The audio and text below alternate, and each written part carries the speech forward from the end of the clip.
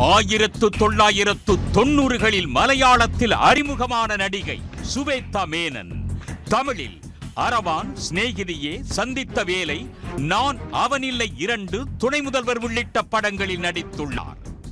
தமிழ், மலையாளம் மட்டுமல்லாமல் ஏராளமான இந்தி படங்களிலும் நடித்து புகழ் பெற்றவர் சுவேதா மேனன்.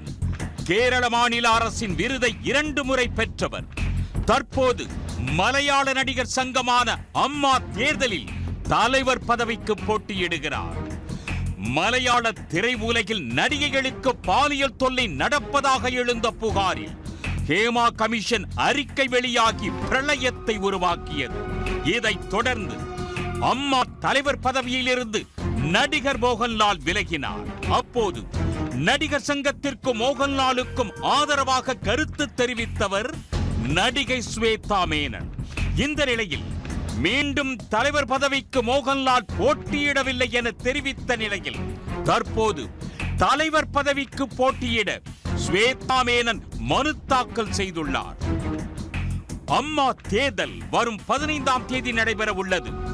1994ஆம் ஆண்டு தொடங்கப்பட்ட அம்மா சங்கத்தில் முதல் முறையாக தலைவர் பதவிக்கு ஒரு பெண் போட்டியிடுகிறார். இந்த நிலையில் சுவேதா மேனனுக்கு எதிராக அடுக்கடுக்கான புகார்கள் சமூக வலைத்தளத்தில் முன்வைக்கப்படுகிறது. அதன் ஒரு பகுதியாக ஆபாச படங்களில் நடித்து பணம் சம்பாதித்ததாக அளித்த புகாரில் சுவேதா மேனன் மீது எர்ணாகுளம் போலீசார் வழக்கு பதிவு செய்துள்ளனர். மார்டின் என்பவர் நீதிமன்றத்தில் தொடர்ந்த வழக்கின் அடிப்படையில் இந்த நடவடிக்கையை போலீசார் எடுத்துள்ளனர். சான்றிதழ் வழங்கப்பட்ட சினிமாவில் நடித்ததாக அதன் காட்சிகள் இணையத்தில் வெளியானதாக சுவேதா மேனன் ஏற்கனவே கூறியிருந்தார்.